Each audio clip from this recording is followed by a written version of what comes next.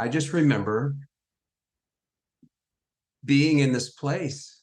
I don't remember waking up or anything. I'm just in this room that kind of had grayed out, foggy walls, kind of like I describe it as kind of like a caviar bubble. I apologize for my camera.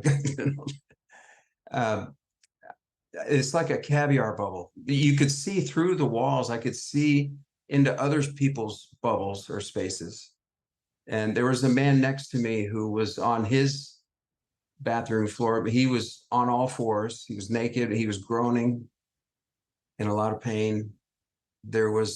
Mine had the same surroundings as my bathroom with the tile on the floor. But the walls were like, you had your own space, but if you wanted to, you could see through it out into other people. And I could hear people all around me. There was moaning and crying and sniffling and whimpering. And I heard a woman behind me that was up a little bit, and she was crying. And I kind of knew their thoughts too. She was crying because she did not want to die, because she had young ones and did not want to leave them. Although some of these people I couldn't see, but everyone was in a state of how they had just died.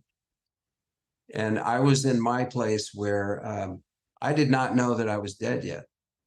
I had no idea. So I'm just wondering, where am I and what is this? And I'm looking around, and it had the place, it was big. There were, when I say there were, each person was in a bubble or a space, there were thousands in all directions. I wasn't really looking behind me, but I just remember looking from this way forward were thousands of people. And it looked like it was going out into this blackness or darkness of space, but it was it was almost like being in an arena. If you go to an arena, a concert, and they turn out the lights, it was like you're in darkness heading toward a light, a lit up area, it looked like up ahead, but it was like you're in between from here to there, but you're like in a queue. You're in a large queue with a bunch of people, and you get this feeling that you're going somewhere. And it's starting to occur to you that these people have died. You don't, of course, include yourself. I didn't include myself in that. But I was looking around, and then this is where the strange part comes in, was these two beings came up to my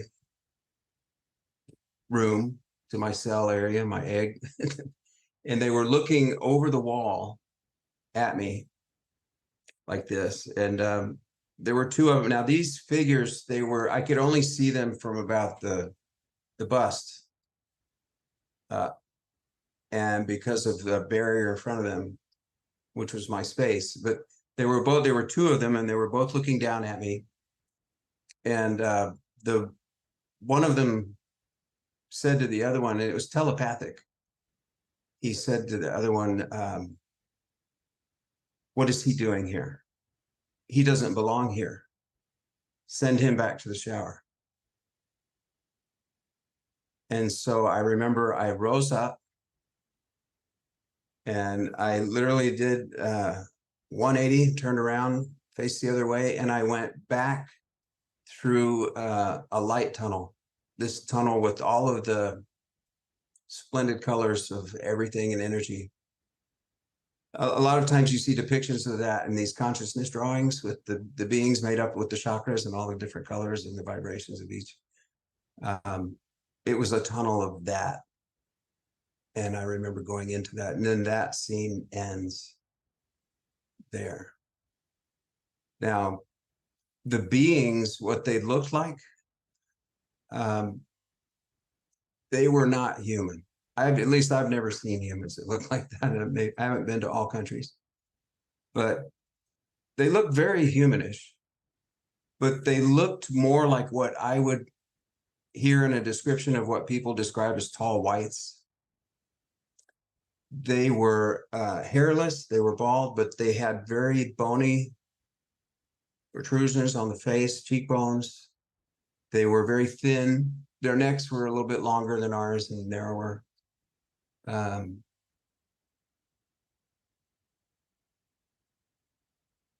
Trying to think if they were wearing a garment or a robe or anything. It rings a bell. But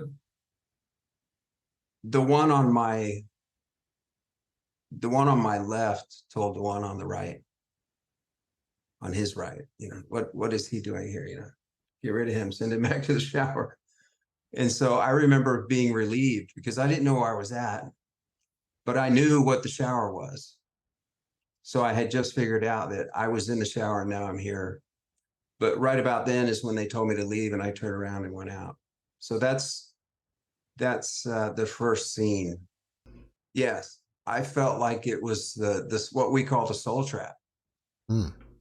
And I think because I was already awake and aware in 2012, I say awake, I'd been awake to things on Earth that happened in our lives and thousands of years before us, as far as who the controllers are, who's in control, events, duality, Hegelian dialect.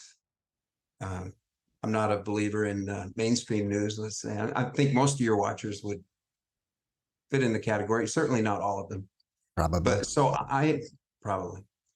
So I knew already about the soul trap.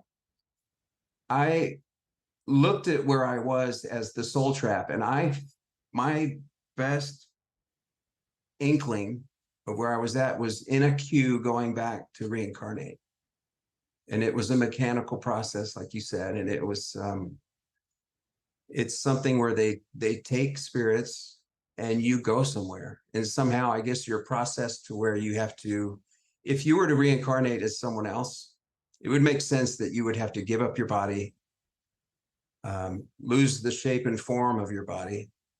Like if I was in my bubble space in that line or queue of people, as myself on my bathroom floor, all of that would have to disappear at some point. And I would return to energy and become the spiritual ball that we are. The thing that I think about sometimes is how did they make a mistake? Like they said they made a mistake. I didn't tell them they made a mistake.